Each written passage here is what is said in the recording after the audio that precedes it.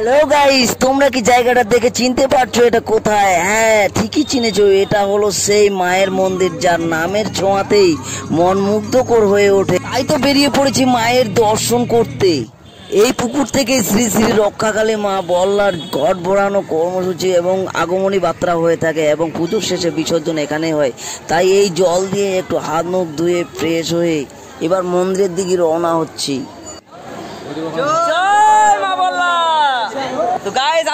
এখানে তো অনেক ভিড়, তাই লাইনে দাঁড়িয়ে গেলাম মায়ের পুজো দেওয়ার জন্য।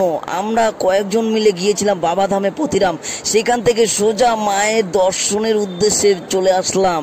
এই মায়ের মুখ দর্শন করলেই কেন জানি না মনের মধ্যে অন্যরকম একটা শান্তি চলে আসে। তাই সকলে আমার সঙ্গে বলুন, জয় মা বল্লা, জয় জয় মা বল্লা। তো বন্ধুরা, ভিডিওটা প্রচুর পরিমাণে শেয়ার করে সকলকে দেখার সুযোগ করে দেবেন।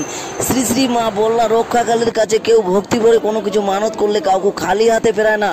ভিডিওটা কেমন লাগলো অবশ্যই কমেন্টে জানাবেন। পুরো মাখন ঝাঁকানাকা, আর সকলে চলে আসবেন এই মায়ের দর্শন করতে। জয় মা বল্লা।